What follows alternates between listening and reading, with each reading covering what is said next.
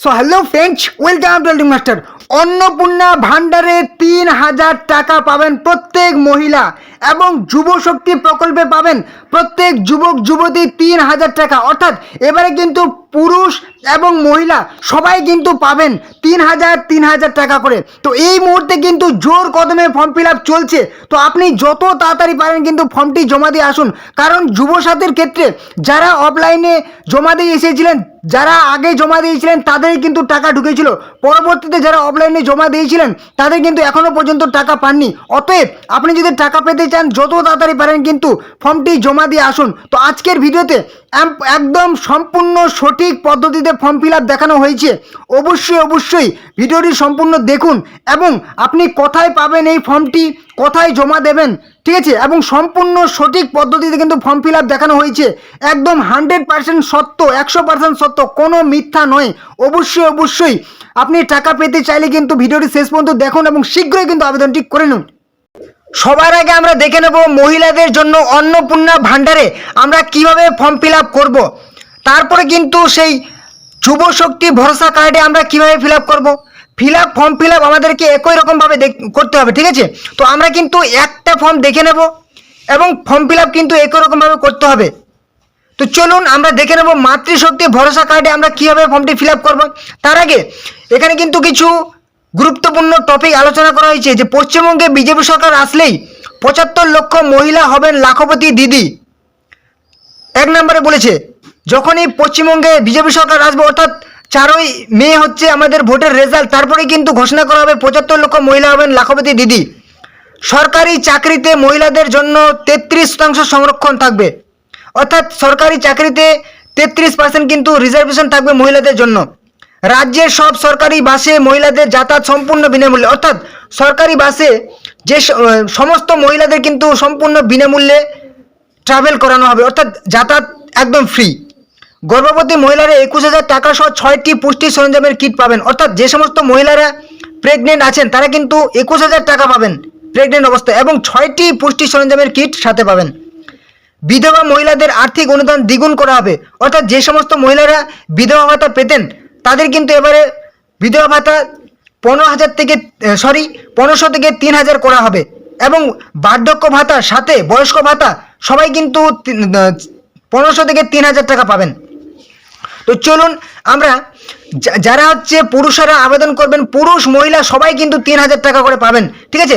পুরুষদের জন্য সেই বেকার ভাতা প্রকল্প কিংবা যুবশক্তি ভরসা কার্ড আপনারা ফিল আপ করবেন, ঠিক আছে। এটা আছে মাতৃশক্তি ভরসা কার্ড, আপনারা ফিল আপ করবেন পুরুষেরা বা ছেলেরা যুবশক্তি ভরসা কার্ড, যেখানে আবেদন করলেই 3,000 টাকার আর্থিক সহায়তা প্রতি মাসে প্রত্যেক যুবক যুবতীকে দেওয়া হবে।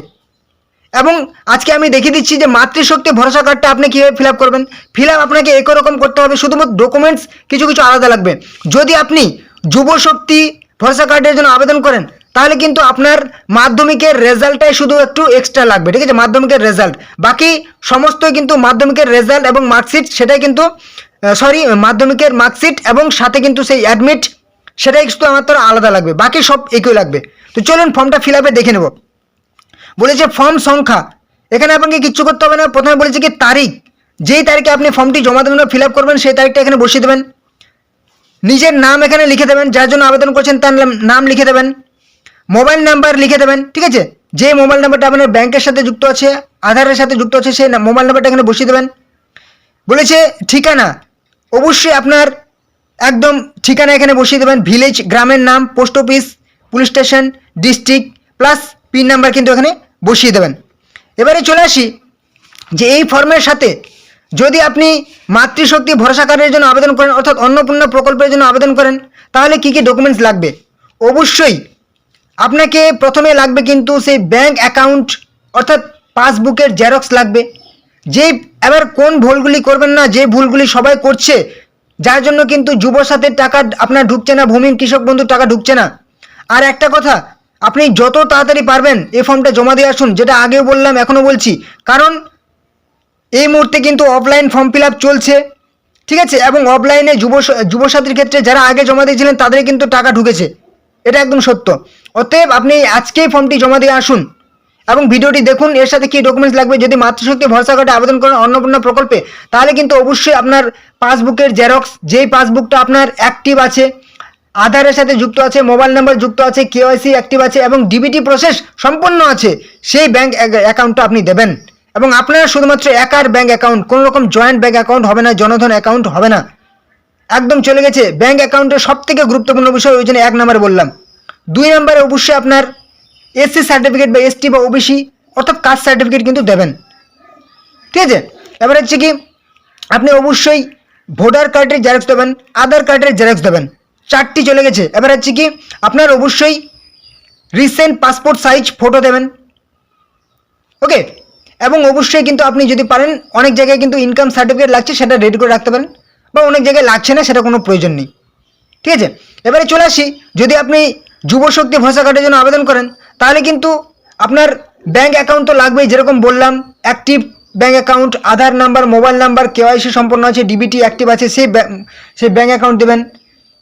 সাথে মাধ্যমিকের অ্যাডমিট দেবেন, মাধ্যমিকের মার্কশিট দিয়ে দেবেন, যেহেতু আপনি সেই বেকার ভাতা কিংবা যুবশক্তির জন্য আবেদন করছেন, মাধ্যমিকের আপনার লাগবেই। এবারে চলে আসি, আপনার ভোটার কার্ড দেবেন, আধার কার্ডের জেরক্স দেবেন, সেই আপনার এসসি সার্টিফিকেটটাও দিয়ে দেবেন, কোনো অসুবিধা নেই, যদিও সেটা ম্যান্ডেটরি নয়, তবুও একটু দিয়ে দেবেন। তারপর অবশ্যই আপনার কিন্তু রিসেন্ট পাসপোর্ট সাইজ ফটোগ্রাফ দেবেন। তো এই সমস্ত ডকুমেন্টসগুলো আপনি অবশ্যই দেবেন, ওকে। তো আমাদের কিন্তু ফর্ম ফিল আপ এবং আমাদের সেই কী ডকুমেন্টস লাগবে সেটা কিন্তু একদম হয়ে গেছে।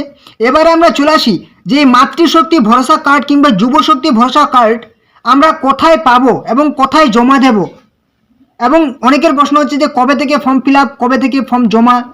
তো অবশ্যই এই কার্ডটা বা এই ফর্মটা আপনি কিন্তু আপনার এলাকার যে সমস্ত পরিচিত নেতা মন্ত্রীরা আছেন তাদের কাছে যদি জিজ্ঞেস করেন কিনা, তাহলে কিন্তু এই ফর্মটা আপনি পেয়ে যাবেন।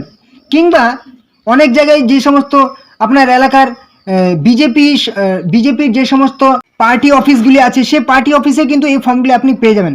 কেন? কারণ এই মুহূর্তে কিন্তু কোনো রকম সরকারি ক্যাম্প চালু করা হয়নি এবং কোনো রকম কিন্তু অফিসিয়াল পোর্টাল অর্থাৎ অফিসিয়াল ওয়েবসাইটে যে অনলাইনে ফর্ম ফিল আপ করবেন সেটা কিন্তু চালু করা হয়নি।